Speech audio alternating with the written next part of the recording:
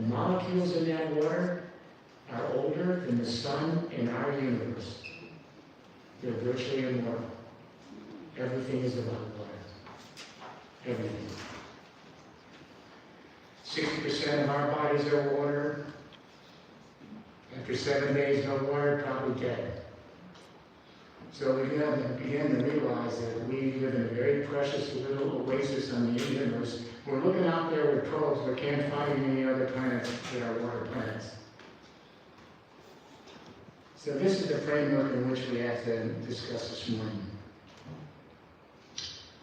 Back in 1972, and the older folks will remember that, our Apollo astronauts were heading to the moon. As they closed in on the moon, one of the astronauts, and he shouldn't have done it, took a home camera with him. Didn't tell anybody. He turned around with his home camera and shot a couple of photos of our planet. You older folks know it shocked the entire generation.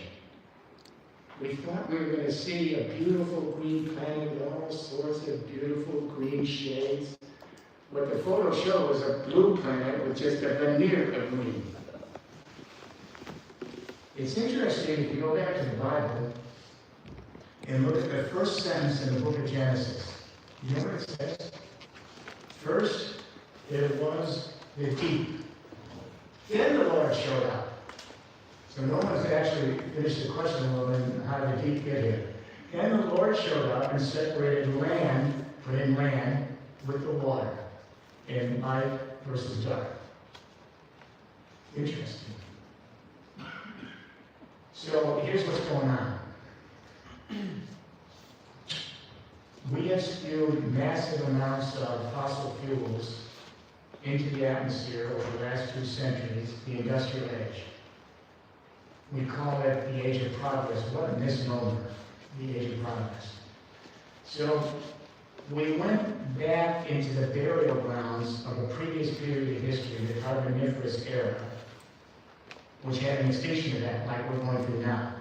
All the animals, plants, dead. We went into that burial ground 200 years ago and we dug up the remains of plant and animal life that had morphed into coal, oil, and natural gas. We took those dead bodies, coal, oil, and natural gas, and created the Industrial Revolution. And now we are in an extinction event. Instead of adapting to the waters, which we did for 98% of the time our little species were here, we began to adapt the waters to us. And that was our downfall.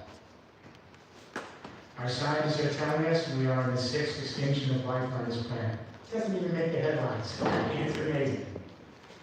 We could lose over half the species inhabiting this little oasis in the lifetime of your children and grandchildren. We'll never see them again.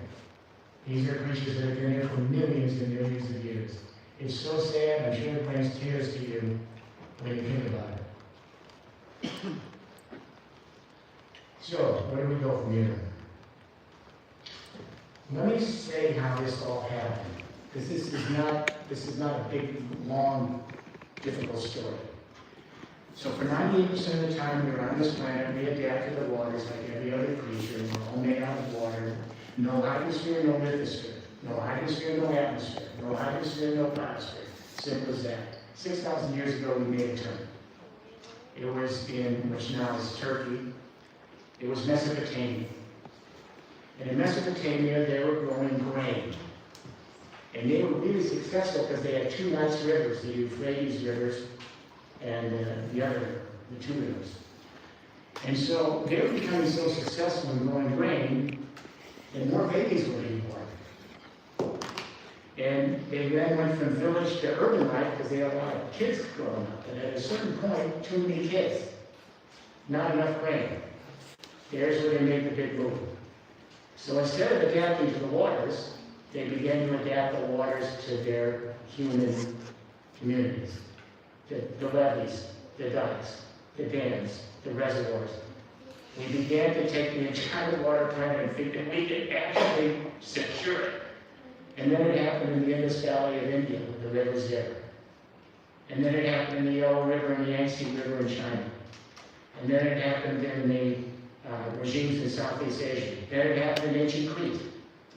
Then it happened in Rome, the great aqueducts over 3 continents. Pretty amazing. Later, it went to the Aztecs in Mexico and Central America, the Incas in South America, and all of these great hydraulic infrastructures that had the focus that they could actually adapt the water climate to them, they all collapsed, all of them. And it ended up with the great hydroelectric power dams of the 20th and 21st century that are now collapsing. The Hoover Dam in Lake Mead, the water's gone. The entire western part of the United States, and no one knows what to do. 3 Gorges, same problem. And the new estimates are that by mid-century, it's only 25 years from now, I think it's 80% of all the dams that we have, they're going to be drought or floods, and they're going to be collapsing. Not a hubris. The problem is we don't have a playbook. And this might offend some people in the room. The playbook we're using to adapt to this crisis is the playbook that gave rise to it. All right? It's the way we've come to institutionalize our society. It's some of the big world organizations. It's nobody's fault. It's not evil. But we are so mired in what we call a substance ontology worldview. Everything is a thing. Everything is extracted. Now, a process ontology which says everything is interconnected, so the minute you begin taking it apart, you're no longer adapting to the waters, you're adapting the waters to us, and it always ends up in collapse. So now we're in an extinction event. We need to reassess the whole way we're living on the planet. We need a new playbook. So, I'm going to share a story with you since I'm in Italy.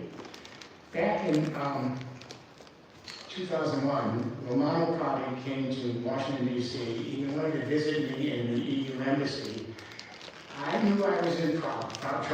He held my hand for 15 minutes and wouldn't let go. So I knew there was a problem here.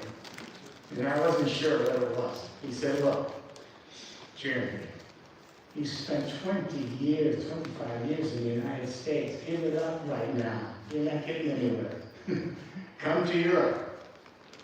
We are ready for a new playbook. We are ready to deal with how we began to refashion life on the planet. I took them up on it. And I had a lot of community minds. And the first thing we asked is, if we don't have a playbook, because the playbook we're using, the industrial age, the age of progress, the age of fossil fuels, if that playbook took us there, and many of the global institutions we have are trying to get out of it, but they're using that playbook, what do we do? So he said, let's have an anthropological study. Let's try to think of how the great paradigm shifts in history occur. If we know how they occur, maybe we get a roadmap here. Maybe we get a future. So when we look back at history, this is so amazing. What we saw anthropologically is really interesting. All the great paradigm shifts in history share a common denominator. At a moment of time, 5 defining technologies emerged. It's serendipitous. They don't come together at the same time. They just sort of emerge. It doesn't happen a lot. And when they emerge, it changes the way we organize our day-to-day life. What are those 5 things? Number 1, new communication revolutions. Number 2, new energy machines. Number 3, new modes of mobility and logistics. Number 4, new ways to approach water.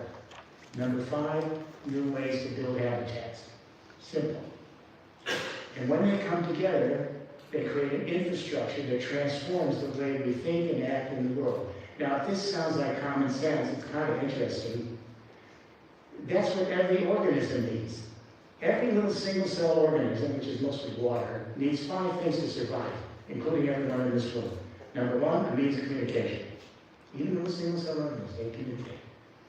Number 2, a source of energy. Number 3, they have to have mobility and motility. Number 4, they have to have water. Number 5, they have to have a semi-permeable membrane. It can be a skin or a shell. So these great social infrastructures that we think we are so good at They are simply what every organism in the world needs. The problem is the infrastructure we've had doesn't work anymore. So we need to rethink the infrastructure. Let me explain just the last few centuries. The first industrial revolution, 19th century, the communication revolution, steam power printing, no more manual print presses, really quick. The energy revolution, we dug down into the burial grounds of the Carboniferous era and took up the coal, because we had depleted the forest, right? So the water revolution, the Brits were the first to create modern purification systems and water systems. The habitat revolution, urban life, because I forgot mobility. The mobility revolution, railroads. So communication, energy, mobility, water, railroads, and then you have urban life. Okay? And that took us to national markets, shareholding corporations, the works.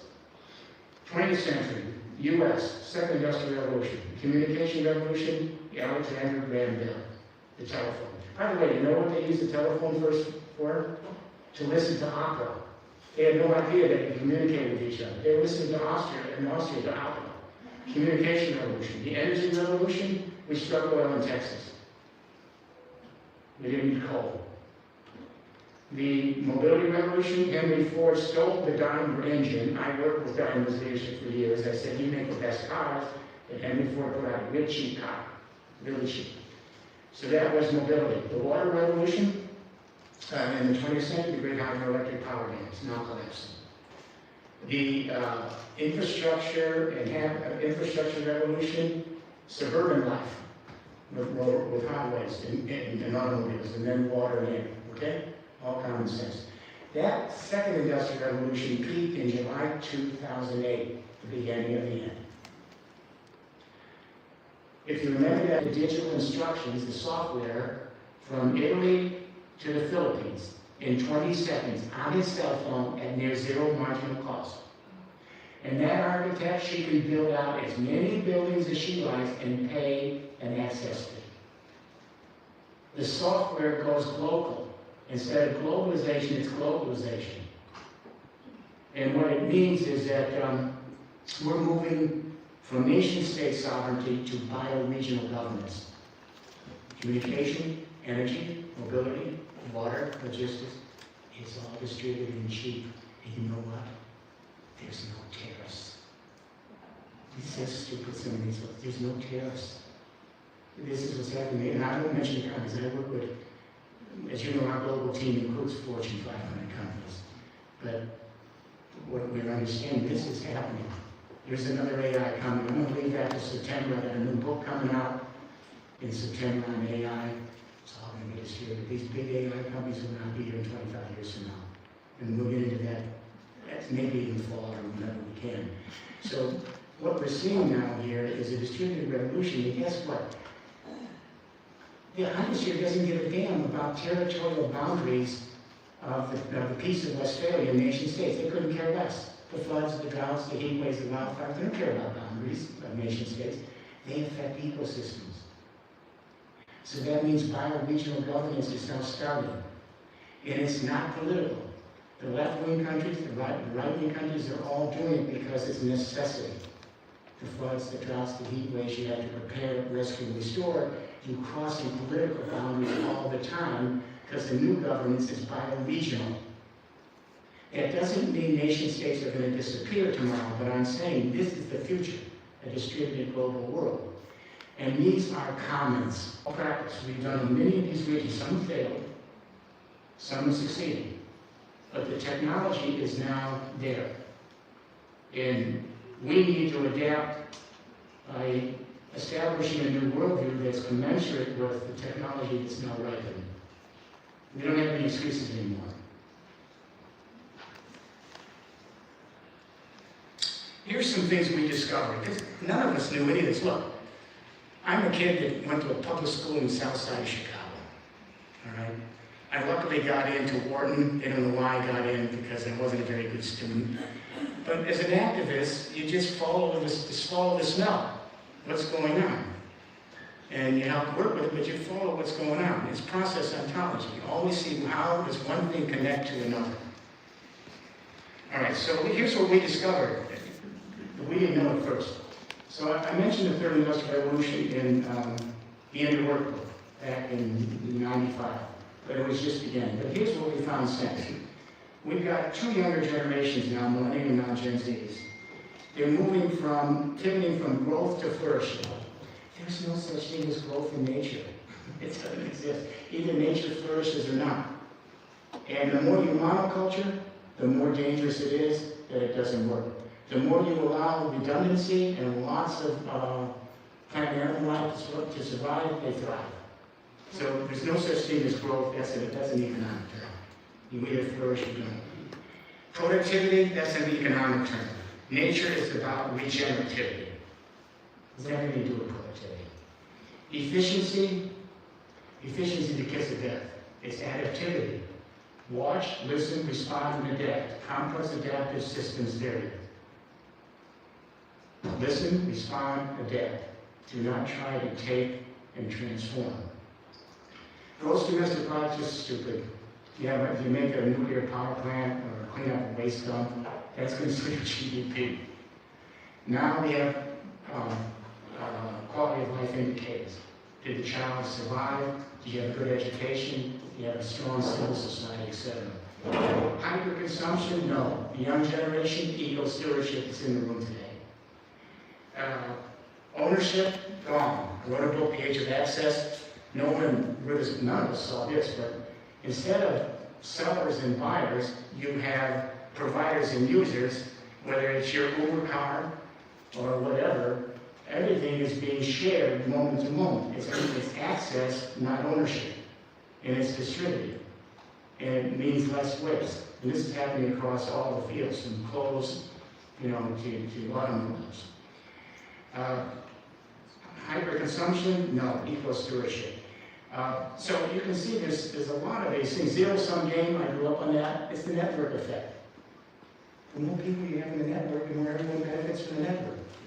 So these are monumental changes, but we're still caught up in the old worldview, in the old playbook, and the old institutions that are not addressing them. Or if they are, they're piecemealing them, not seeing it's a completely new approach to how we live on the planet. So again, I'm going to emphasize, watch the pension funds. I've been checking out the military institutions. All these military think tanks, I've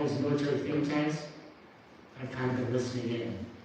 And so the military think tanks in the last 3 years, they've been putting out studies, and you know what they're saying? What they're saying is that the military is starting to move to a completely new orientation. Because as we end the geopolitical world in fossil fuels, which require militaries, that's why we have huge militaries, to protect the oil. We fought wars. You know, in Europe, when the French went in to the coal in the Ruhr Valley and took it, it was inevitable that the Germans would go back and seize France. And when America talked our partners in Asia to stop all commitments to Japan, they bombed out Pearl Harbor 4 months later. We fought wars on fossil fuels. That's now hopefully gone. This is the final act, I think, in the Middle East. So the military think tanks are saying the military is now going to be moving. It's going to have to pay more attention to climate change because the floods, the droughts, the heat waves, the wildfires are more dangerous. So in bioregions in my country, we had 50,000 troops that had to go across local ecosystems and help them protect, survive, and restore, because it's a more important mission. These are the military think tanks saying this. It's not a bunch of right-wing, blah, blah, right-wing, blah, blah, all right? So where do we go? We got to rebrand the planet. This is not right. So we got to rebrand the planet. This is not an Earth planet. It's a water planet. And so what's happening here now is we're waking up to this, and everyone in this room, you're involved with this. That's why you're here. You're the front lines. And we've got to understand that the water is a life force. It is the ultimate life force. It is the first mover on this planet, maybe unique in the universe. They need to have standing. For God's sakes, we get corporations standing as legal persons by law. Corporations.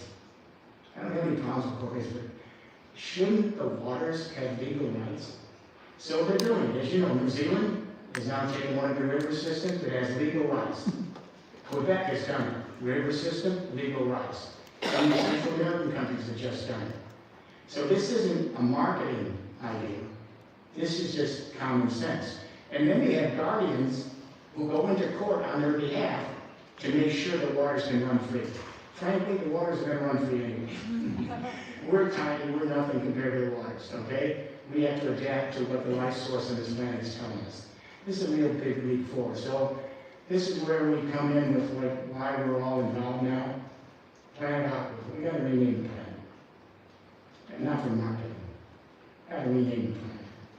You got to understand the planet we're on. And so the resolution that we're introducing here, and it all started in Venice. You in this room, you're responsible for this, not me.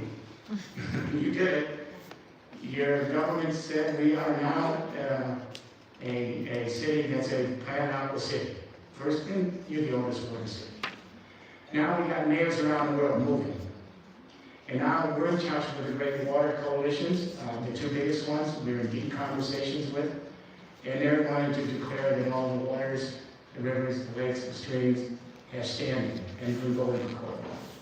So what we want to see with this Planet AQUA is we want every single municipality and every water system in there to make sure that all of what they do, their codes, their regulations, their standards, in their actual new institutional organization we're talking about.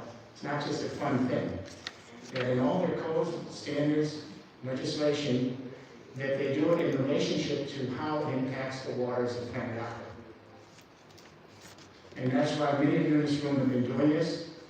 Hey, it started in Venice. Now we need to move it all around the world.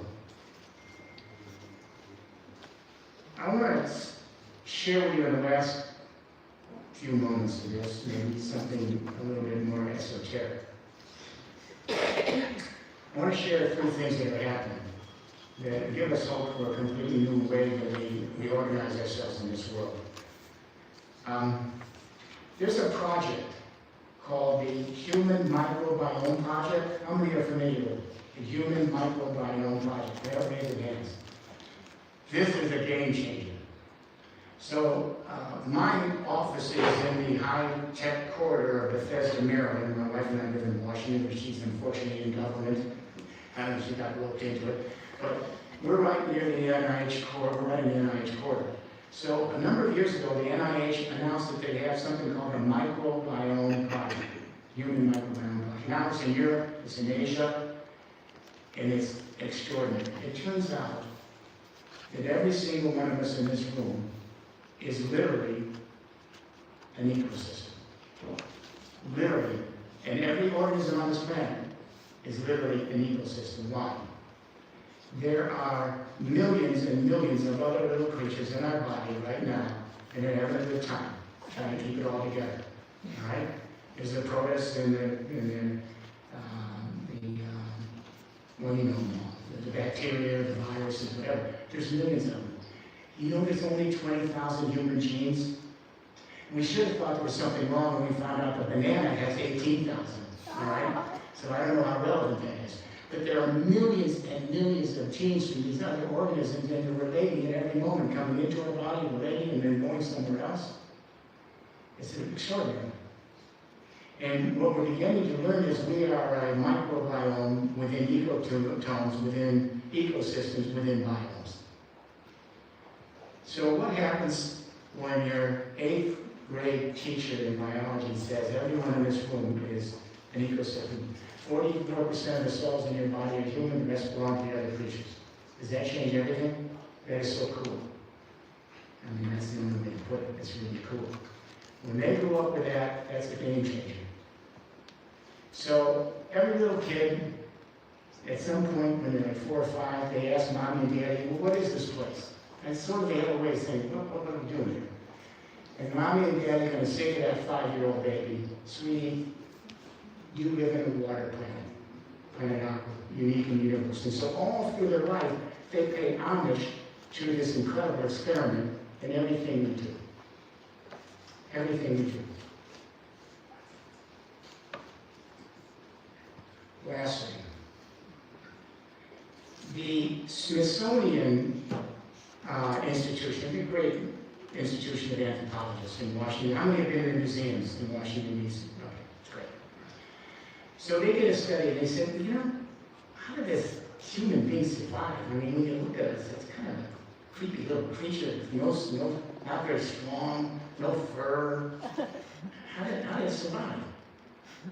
And they did a study with New York University professors, and here's what they found out. 800,000 years ago, hominids emerged. All right? Then our Neanderthal friends emerged about 350,000 years ago, 400,000 years ago. My wife has all sorts of Neanderthal blood in her, so I don't mess with her. She literally is the boss. But then we came around 300,000 years ago, Homo sapiens, right? During that time period, from 800,000 years ago until now, were some of the greatest changes in the way our universe operates in our solar system. So what happened is our planet tilts from time to time. Sometimes it tilts closer to the sun. The water changes the axis. The water controls it all. Sometimes it tilts away from the sun. 800,000 years ago, it tilted toward. And what happened is it unleashed a series of 100,000 years of ice age, 10,000 years warmer. 100,000 years ice age, 10,000 years warmer. 100,000 years ice age, 10,000 warmer. All the way to the last ice age, and then the Holocene. We're never going back, though, because now we've heated up the planet. So that entire way that we operate has changed. Now we're heating up the planet.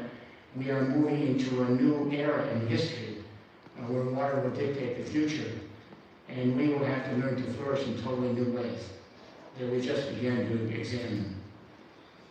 What it tells me, and this experiment in the universe, let's start on page 1. Here's a problem in the third paragraph. Let's take it. And he said, page 2, take a look at the second sentence. You're the first city, which is well to do because you are the water city. And now we have to double our efforts. We have to move out with a new story. Hope you read Planet AQUA if you get a chance. The English edition is out. The other editions will be later, but it's out. And there'll be a new book on artificial intelligence. And I can just tell you in passing, the big global AI companies, I've been chatting with them for 3 years. They won't be here. And it's going to be, they won't be in 25 years from now. The old model, it's all going to be distributed. It's cheaper, it's near zero money cost, big books.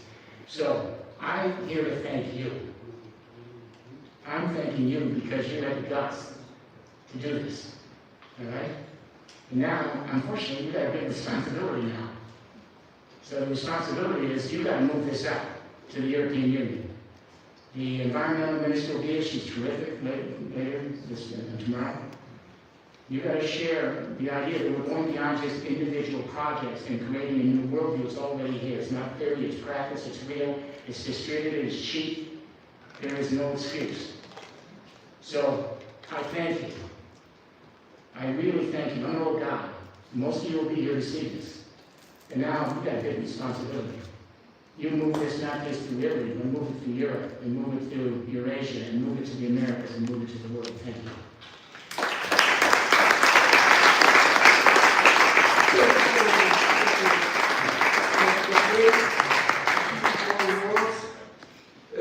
There is a book there with Jeremy's declaration. Anybody can sign it. It's on the stage, rather. On the stage, there is the book.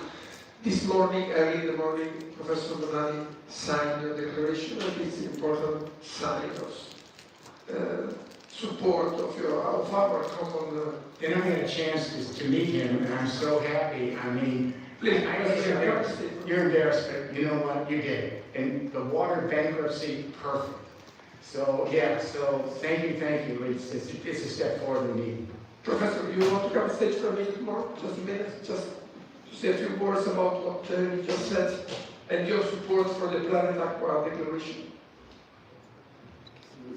I'm delighted to be here, and I'm learning a lot, and it's just amazing that I think we go through different journeys, right? We grew up in Chicago, we grew up South Side. yeah, yeah, and in Tehran, our conclusions are the same, like, so you talk about how water was treated as a resource is wrong, and I say water as a good or service is wrong. So we have the same conclusions. These, I think, places are the places that we bring us together to unite, to work on our narratives and think about water differently. What you're doing is amazing. Taking everything into in the process of design, shaping lifestyles, shaping societies, changing norms is what we need if we want this change. And congratulations on all you're doing. And yes, I sign silently in support because I believe in what you're doing. Well, as well, we're all doing it in this room. The people in this room I know have been doing this for a long while. We now got to move to the next stage. Okay, your book is over there. If anyone wants to buy it, you can sign it. And I can tell you a personal note, your friend Paul Pullman is somewhere in the audience, and he will give the opening address in the afternoon. He's waiting for you to have lunch here at the program. Okay, Paul, Thank you. Okay. Another time about information and disinformation on Alessandro Togniano stage, please. Alessandro, up to you. You're the owner of the money. Come here.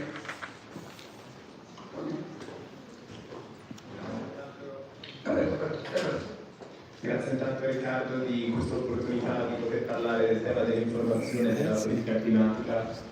Ci troviamo in un momento in cui sempre di più purtroppo le politiche climatiche vengono opposte sia dalla politica ma anche sempre di più in maniera organica, visto uno stato di informazione spesso abbastanza problematico e da un bombardamento di disinformazione dalle aziende del posto e dai loro molti alleati. Quindi oggi in una breve conversazione con questi nostri due ospiti, i quali con due idee differenti provano a fare informazione in Italia sulle politiche climatiche, provando a spiegare i loro benefici, soprattutto anche i gravissimi rischi dell'inazione. E prego, benvenuti. Aggiungere una cosa, ieri nei panel che ci sono stati ieri, uno dei grandi imputati del disastro che stiamo vivendo è stato il giornalismo. Cioè in tanti scienziati ci hanno detto, voi giornalisti raccontate male questa storia. Cioè non solo ci sono i negazionisti, ma ci sono anche i giornalisti che non lo raccontano bene. Oggi ne hanno scelti un paio che invece lo raccontano bene. Daniele Moretti, il direttore delle Schiarini 24.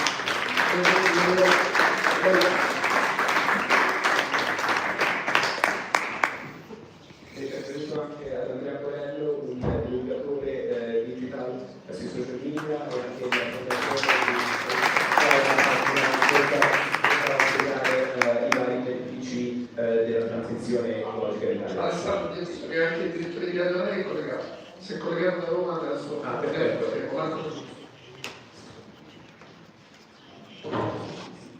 Buon pomeriggio, buongiorno a tutti. Buon pomeriggio Marco, benvenuto. Grazie. Grazie di esserti collegato. Volevo cominciare magari questa nostra breve conversazione chiedendovi come il medium della RAI e della radio riesca a fare informazione sulle politiche climatiche, specificamente della radio, poi conosciamo i punti di forza della radio nel provare a raggiungere un pubblico più vasto possibile.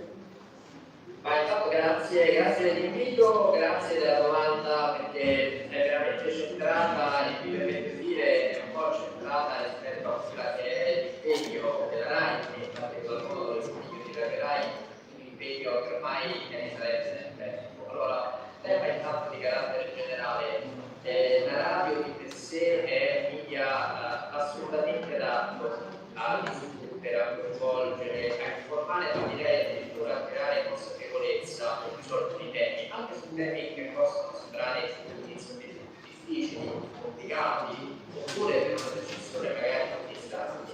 Questo perché? Perché la forza o la sua capacità di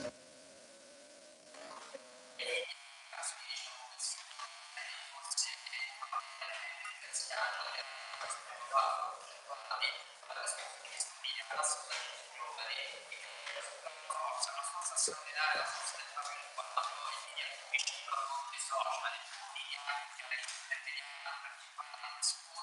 i stabilire una relazione diretta. Ci sono tante canzoni che parlano della radio, mi ricordo sempre una di James Delaney, che quando parla di radio dice che in fondo la radio è una grandissima, che quando lo ascolti non ti costringe a riempire di pensare. Di fatto, un po' vittima della mia capacità comunicativa, spesso mi seguisce un figlio che ci dice che sul linguaggio sempre facendo di una connessione quasi immediata, diciamo, quando ascolta di soddisfazione di messaggi che poi però il nostro specifico vuol dire anche del servizio pubblico rispetto al tema della sostenibilità e quindi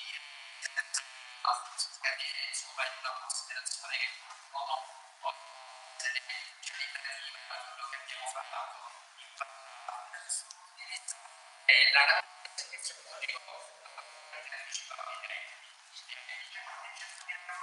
abbiamo trattato e trattiamo questo tema nel 2005 una trasmissione di Radio Rai di Caterpillar il tema della sostenibilità il principio di un vino di meno probabilmente estremamente concreto e attraverso spunti di vista la consapevolezza e la memoria rispetto a temi così importanti come il vino di meno è un fenomeno che ha determinato addirittura l'esplosione della cittadinanza come il vino di meno le istituzioni spengono le luci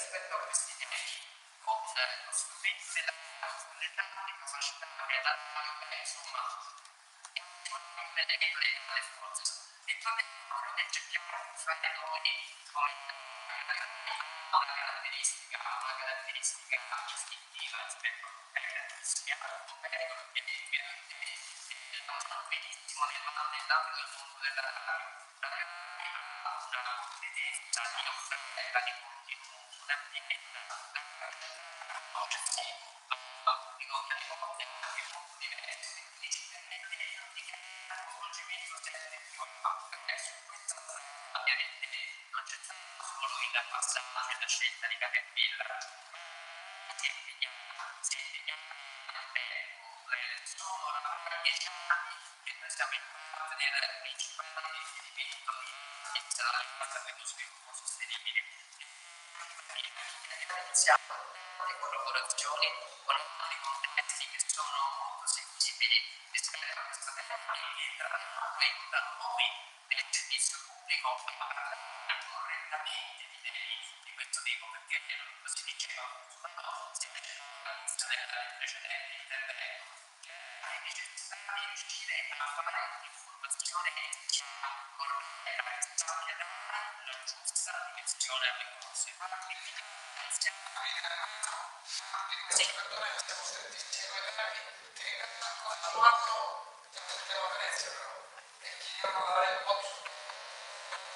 strettissimi permettimi solo di dire una cosa, strettissima la devo dire, io sono qui da Villa Borghese, da questo studio radiofonico certificabile al 100%, sia come fonti che approvvigionamento di energia e nella struttura non riesco a farvelo vedere in un video e nell'altro, siamo qui nelle Carabinieri con una produzione esterna radiofonica e sostenibile al 100%. questo genere ho fatto la stessa battaglia perché la RAI diventi più sostenibile nella produzione dei suoi programmi. Un programma in Sanremo un po' più sostenibile, non ci sono riuscito. Sanremo con la sostenibilità parlata spesso abbiamo portato due programmi della radio a Sanremo per parlare per Sanremo dei temi della sostenibilità. Sappiamo bene che quindi è tutte le cose che abbiamo fatto assolutamente.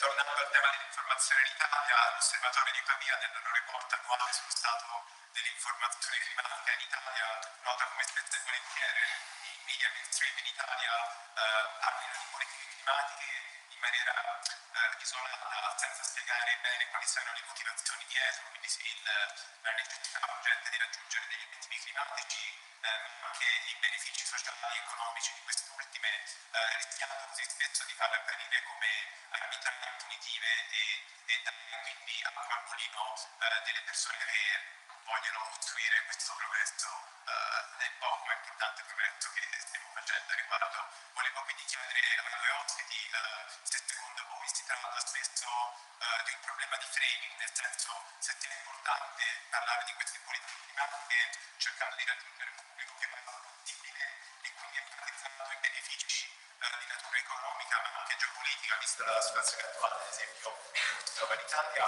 o se questo rischi di marginalizzare ancora di più l'aspetto più importante, quindi quello di cercare di evitare gli effetti più disastrosi del cambiamento climatico che hanno colpito il nostro paese e colpiranno sempre in maniera sempre più acuta.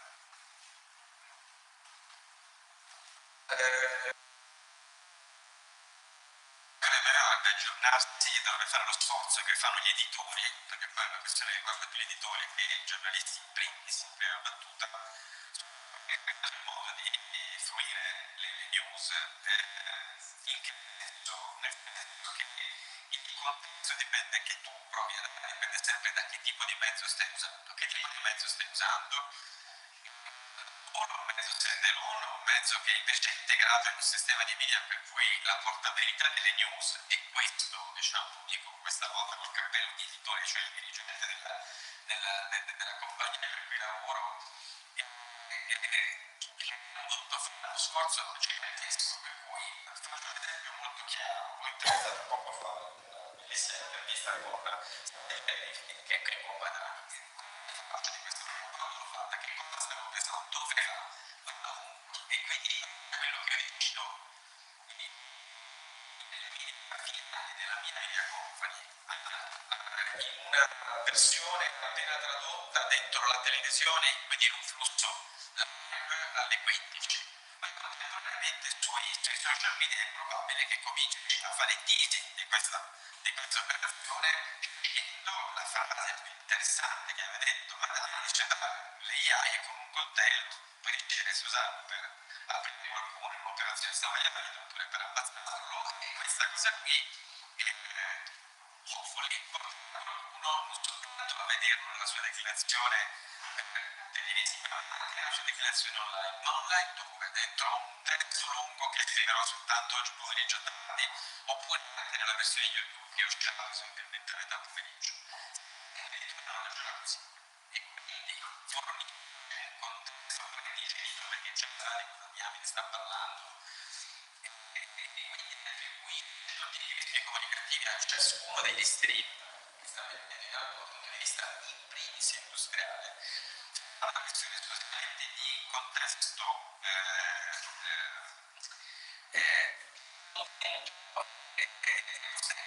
questo è quindi l'analisi di questa interpretazione, quale sia il contesto dato o non dato, ripreso per ciascun media, è un esercizio piuttosto serio. Pochi giornalisti che te lo dici perché la pagina di news è importante.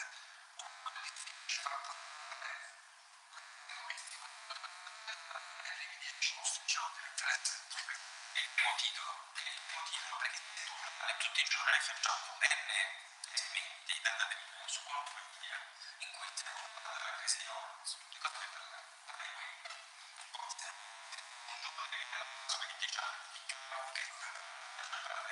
Stai parlando di io, sei io che ho fatto i primi 40 posti di vista in fronte, la sono poi non ti ne frega. Sono cose che lei non sono compito di seguire il traffico o dirigerlo per dove non dirigere, non trattare mai quelli che ti consumano e quindi di sicuro come hanno anche un diritto di scelta, poi decidere di delle cose, poi decidere di perché non è con cui parlare, poi per esempio per evitare di fare progetti in diretta di posizionare sul mercato.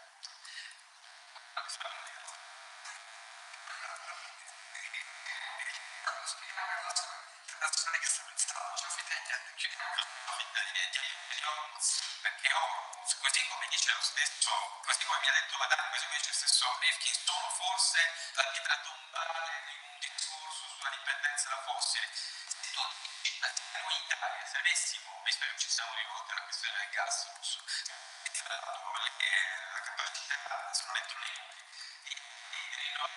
noi ce l'avevamo detti che avremmo fatto, non avremmo bisogno di fare quell'incremento che adesso servirebbe per riuscire a gas da russo. Ne stiamo parlando esattamente di quello.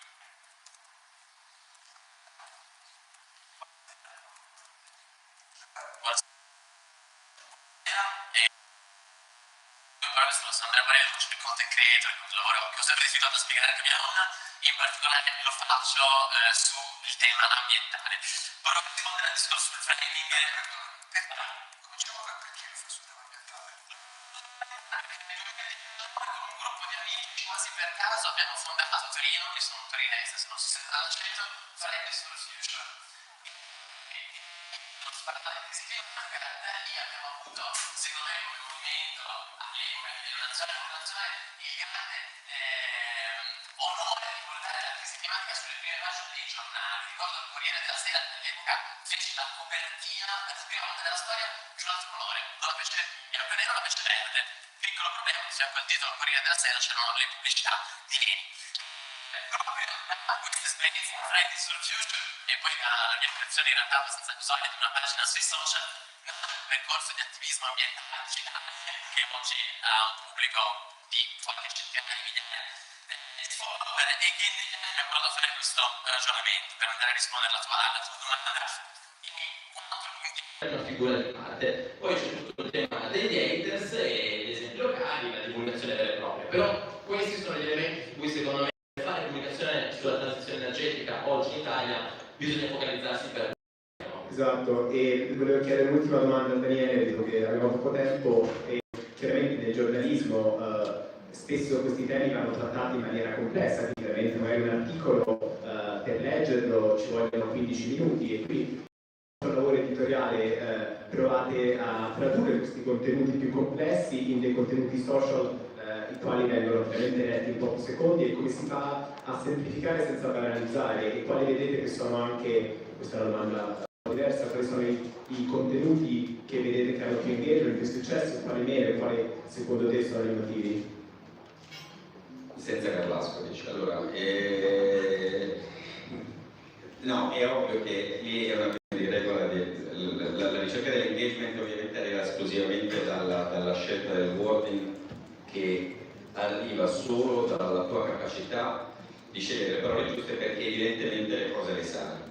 Le fonti non devi solo citarle, ma soprattutto devi ascoltarle. E quindi vuol dire che tu sai a sufficienza, ma non abbastanza, perché c'è un livello sulla negoziazione climatica oltre il quale solo un negoziatore sa andare, perché quando poi si chiudono le porte ci sono gli schizzi di sangue, quando si chiudono veramente le porte noi non ci siamo dentro, lì quando entri nel capitolo, perché poi le cose non funzionano, spesso volentieri. Quello è un livello di conoscenza veramente oltre. Tu quello che devi fare è semplicemente saperne abbastanza da sapere per ciascuno di quei media cos'è che è la parola che serve. Se hai un podcast di mezz'ora hai solo bisogno di una buona scaletta e un buon interlocutore, se hai 2 secondi e mezzo di tempo per un reel, basterà un titolo. Ti chiedo una cosa, come risolviamo il problema della par condicio, che per noi giornalisti è stata una roba fondamentale. Oggi ha senso parlare di drug condition con un negazionista climatico? Mai, in nessun caso. No, ma poi questo non è più un tema rilevante ancora. Andrea Plodino si può fare? Possiamo applaudire? Mai.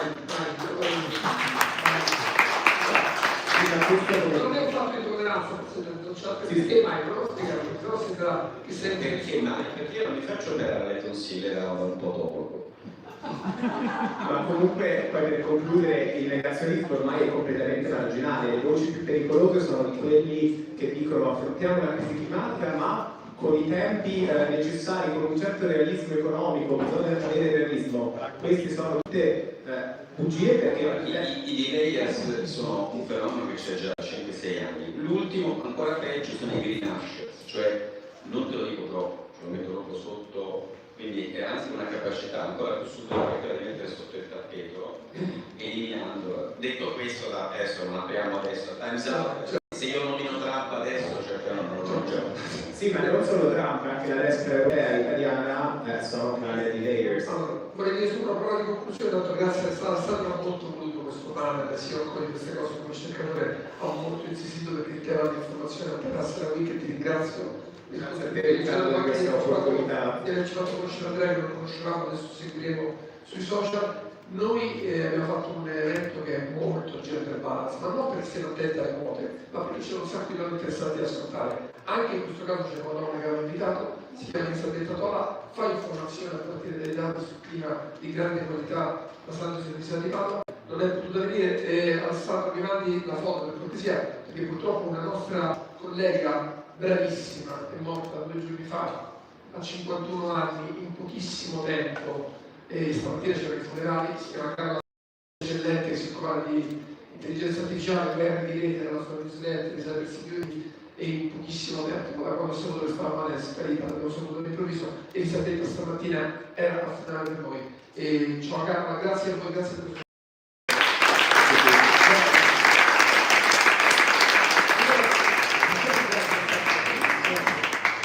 Lasciamo il controllo perché il prossimo panel è sempre a te. Parliamo di Venezia, Giulia ti ho visto, stiamo per parlare di Venezia, è un momento non banale, sapete abbiamo parlato di acqua, Massimo Redelli a un certo punto ha fatto una domanda al professor Madani su che cosa può fare Venezia se può diventare un laboratorio o no. Ho chiesto dove sta Francesco, c'è in giro? Non lo vedo? Francesco, è il tuo momento, è sparito.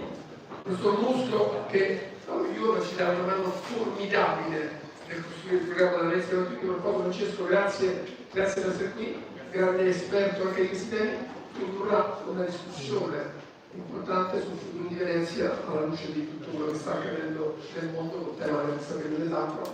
Francesco, a te poi. Grazie.